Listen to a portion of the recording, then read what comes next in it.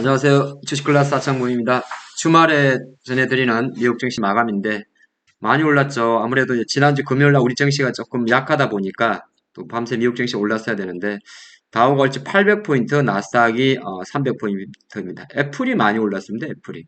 애플이 많이 올랐고 미국이 큰 주식들 보게 되면 뭐 자주 보여드리는 화면인데 미국에서 이제 우리가 주요 테크주라고 이야기를 하죠. 그래서 이제 마이크로소프트도 한 4%, 애플이 7% 올랐죠.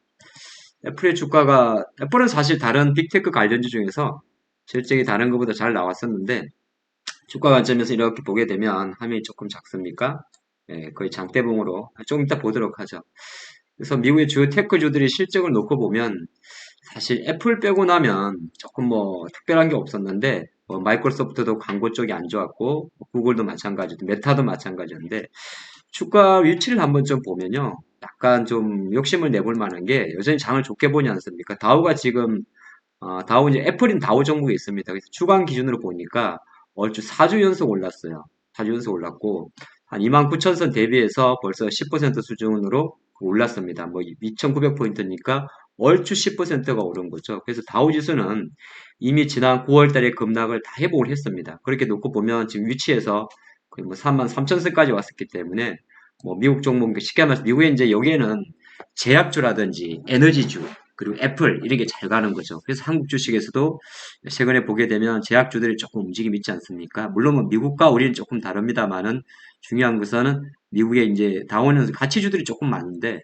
이쪽에서 상당히 빠른 회복을 보여주고 있다는 겁니다. 그런 관점이고 나스닥도 이제 애플 효과가 좀 있었는데요. 약간 주춤했습니다만은 주봉으로 좀 보셔야 되죠.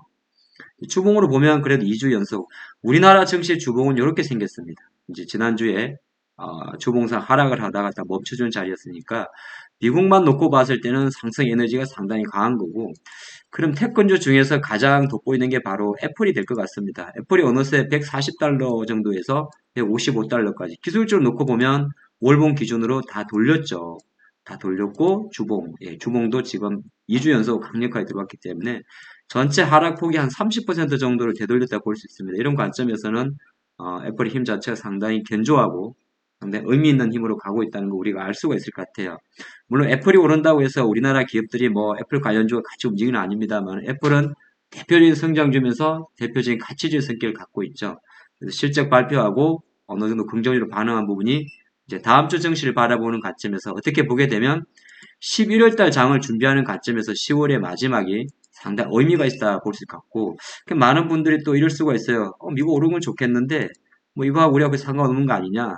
내용을 조금 봐야 되는데 일단 미국이 조금 민감한 게 물가 지표입니다. 물가 지표. 그래서 우리가 PC 물가 지수라고 그러는데 그래프를 놓고 보면 다시 올라요. 지난달 뭐 이게 9월달 지표니까 뭐 5.1%로 그러니까 조금 물가가 다시 잡히지 않습니다. 그래서 이제 사실 어떻게 9월에 뭐 우리가 다음 달에 미국이 11월달 올리는 건 기정사실이잖아요. 근데 이게 계산만 복해보면 예상치보다 조금 덜 나온 겁니다. 한 5.2% 정도 PC 디플레이트 증가하지 않을까 했는데 실제로 5.1. 물론 이걸 가지고 물가가 꺾였다고 이야기하지는 않습니다. 꺾였다고 이야기하지 않습니다만은 우리의 원주는 CPI보다 핵심 PC 물가 지수에 대한 기준치를 높게 둡니다.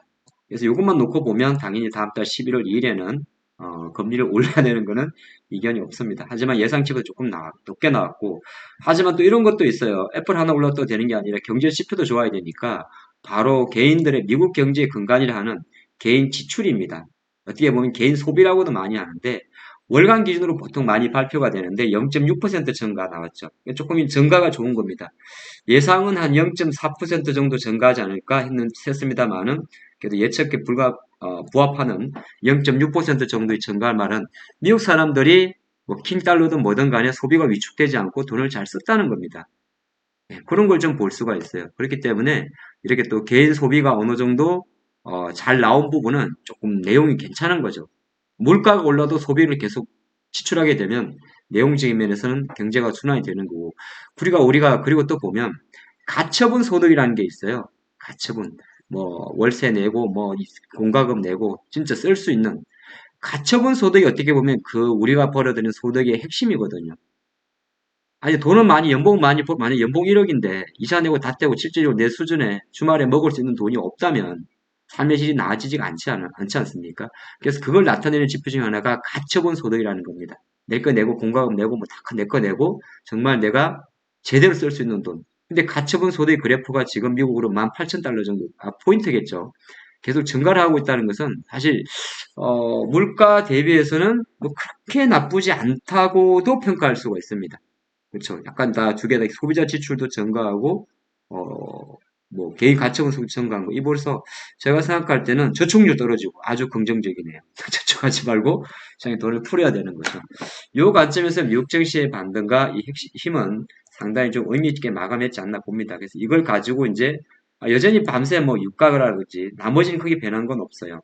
환율도 마찬가지고 일단은 지난주 가장 중요했던 이 테크주의 실적 발표의 마지막 휘날레가 여러분 아시겠습니다만은 애플이었는데 결국 애플을 해줬다.